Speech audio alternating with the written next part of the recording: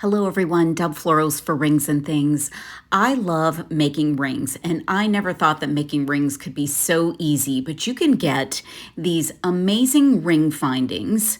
One is an antique brass plated finger ring blank. It is by JBB Findings. The other is a sterling silver finger ring blank, and it's adjustable and wavy. And I picked out some fun flatbacks. So you can use cabochons or flatbacks. These are both by Prestige.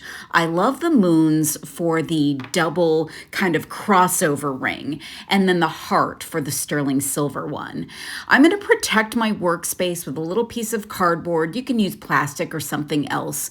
E6000 is the perfect glue for this, and I'm going to apply it with some toothpicks, and I'm going to use these clothespins to hold my rings while they dry. I'm going to take that antique brass piece first. You see there's some cross hatching done on those pads. That will allow the glue to kind of settle in and allow your piece to adhere a little bit better.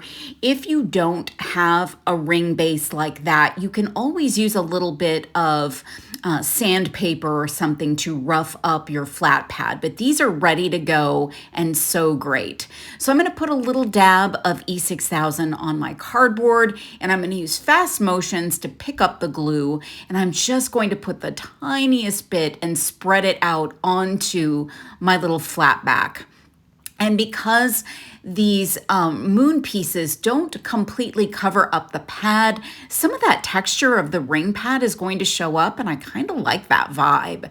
So I'm going to press that on and get it into place. You have a little bit of time before the glue really starts to dry to move it around and get it placed exactly where you want it. But you'll want to start close to the space that you want because you don't want to spread that glue around.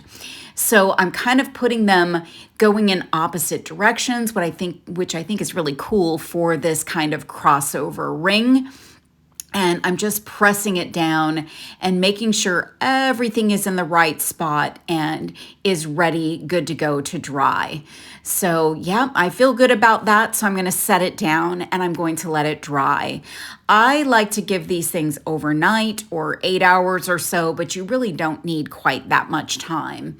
So this one also has some cross hatching or some texture on that pad for the ring, and the heart almost completely covers it up, which is great, and you get a little hint of the silver where that heart dips. So I'm just putting a little bit of the glue onto my flat back, and then I'm placing it onto the pad, and I'm kind of putting this on diagonally, but you could certainly put it on in whatever direction you would like, thinking about how you might wear the ring.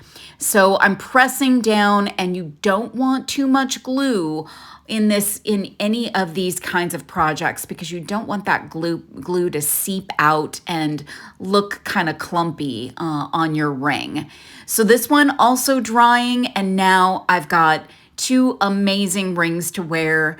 You can find everything to make fun rings at ringsandthings.com. I hope you all will give this a try. Thank you so much for watching.